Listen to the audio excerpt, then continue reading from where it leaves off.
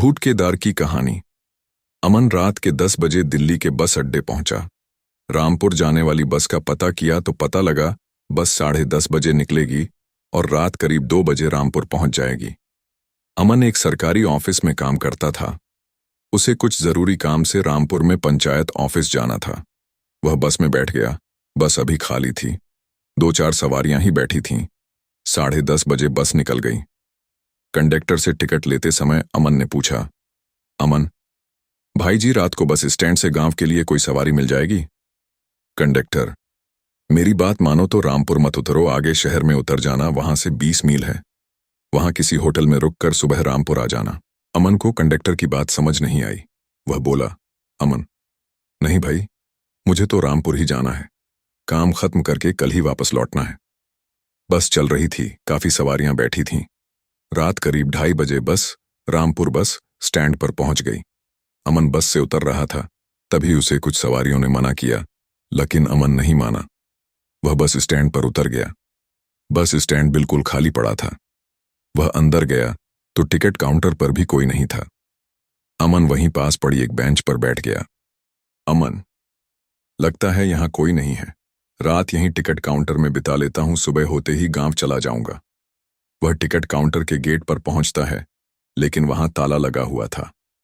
अमन हार कर उसी बेंच पर आकर बैठ जाता है। कुछ दूर पर एक चाय की दुकान थी। वह वहां पहुंच जाता है। वहां भी कोई नहीं था।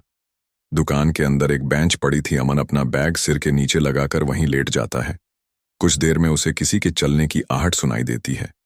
वह दुकान से निकलकर बाहर देखता है तो एक आदमी कंबल ओढ़े, शायद हाथ में बीड़ी लिए गांव की ओर जा रहा था। अमन, अरे भैया रुको, क्या तुम गांव में जा रहे हो? वह आदमी नहीं रुका और सीधा चला जा रहा था। अमन भागकर उसके पास गया। उसने देखा एक बूढ़ा आदमी जिसका रंग एकदम काला था। अमन को देखकर वह रुक गया। आदमी, क्या है, मेरा रास्ता क्यों रोका? अमन, भाई मुझे भी साथ ले चलो, गांव तक जाना है। आदमी, इस समय जाना ठीक नहीं, यहीं सो जाओ, सुबह गांव चले जाना। अमन, लेकिन तुम भी तो जा रहे हो। मैं तुम्हारे साथ चलता हूं। आदमी, ठीक है तुम्हारी मर्जी, लेकिन बाद में मत कहना बताया नहीं था। तुम शहरी लोग किसी बात मानते कहां हो। चलो, दोनों खेतों के रास्ते से होकर गांव की ओर चल देते हैं। आदमी, भूत प्रेत में विश्वास रखते हो? अमन, नहीं, भूत प्रेत कुछ नहीं होते। आदमी, बीड़ी पीते हो? अमन, नहीं। आदमी, मैं बीड़ी जलाकर देता हूं, इसे हाथ में पकड़कर चलो, वरना ये खेत भी पार नहीं कर पाओगे। हाथ में आग रहेगी तो सही रहेगा। अमन को बड़ा अजीब सा लग रहा था, लेकिन उसने उस आदमी की बात मानने में भी भलाई समझी और जलती हुई बीड़ी अपने हाथ में ले ली। आदमी, पीछे से कोई आवाज दे तो पलटकर मत देखना, चाहे कोई भी हो। अमन आदमी के पीछे पीछे चल रहा था। तभी उसे किसी बच्ची के रोने की आवाज सुनाई दी। अमन, भाई लगता है कोई बच्ची मुसीबत में है। आदमी, तुम मुझे भी मरवाओगे? ये सब छलावा है। तुम चुपचाप मेरे पीछे चलो, पीछे मत देखना। कुछ दूर आगे जाने पर एक कुआं दिखाई दिया। अमन, भाई जी यहां पानी पी सकते हैं, बहुत प्यास लगी है। आदमी, नहीं, रात के समय यहां रुकना ठीक नहीं। अगर रुक गए तो गांव वालों को सुबह हमारी लाश ही मिलेगी। चुपचाप चलते रहो। अमन चुपचाप उस आदमी के पीछे चलने लगा। अचानक अमन को लगा जैसे उसके पैर किसी ने जकड़ लिए, उसके पैर उठ नहीं रहे थे। वह बड़ी मुश्किल से आगे बढ़ रहा था। अमन जोर से चिल्लाया, भाई जी मुझसे अब चला नहीं जा रहा, कुछ देर बैठ जाते हैं। आदमी, लगता है तुम्हारी बीड़ी बुझ गई। अमन ने देखा वाकई उसकी बीड़ी बुझ गई थी। आदमी, तुम्हें किसी सायन ने पकड़ लिया है, मैं अपना हाथ देता हूं, उसे पकड़कर मेरे साथ चलो, मैं पीछे मुड़कर नहीं देख सकता। अमन उस आदमी का हाथ पकड़ लेता है। वह आदमी लगभग उसे घसीटता हुआ लेकर चलने लगता है। कुछ दूर इसी कशमाकश में चलते चलते अमर के पैर हल्के हो जाते हैं। अमन, भाई जी अब ठीक है, मैं चल पा रहा हूं। आदमी, तुम्हें पता नहीं, तुम अभी अभी मौत के मुंह से बचकर आए हो। मेरे हाथ में आग थी जिसने तुम्हें बचा लिया। कुछ ही देर में दोनों गांव पहुंच गए। सुबह होने को थी। वह आदमी अमन को अपने घर ले गया। घर में उसकी पत्नी थी।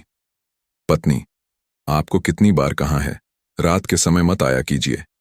आदमी, मुझे किसी से डर नहीं लगता, ये शहरी बाबू डर रहे थे, इन्हें भूत ने पकड़ भी लिया था, इन्हें भी छुड़ा लाया। आप बैठो, जा इनके लिए चाय बना ला।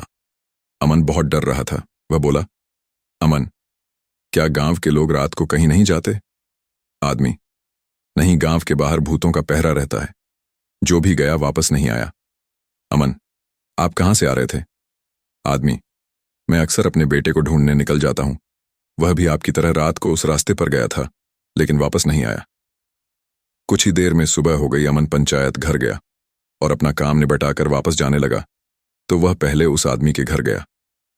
अमन, बाबा, मैं वापस जा रहा हूं, आपका बहुत बहुत धन्यवाद।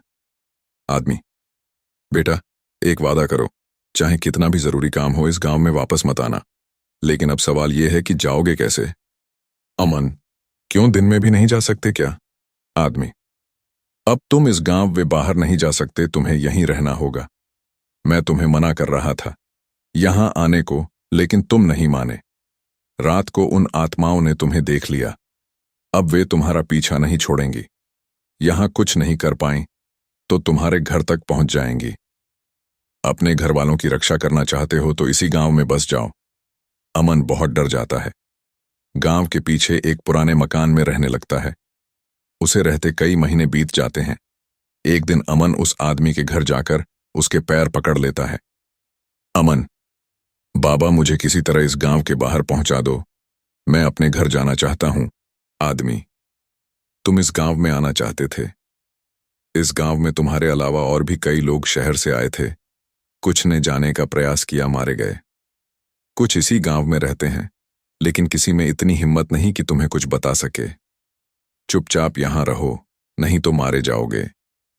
गांव के लोग यहां बाहर से आने वाले का पूरा ध्यान रखते हैं। खाना पीना, रहने के लिए जगह, सब कुछ मिलेगा।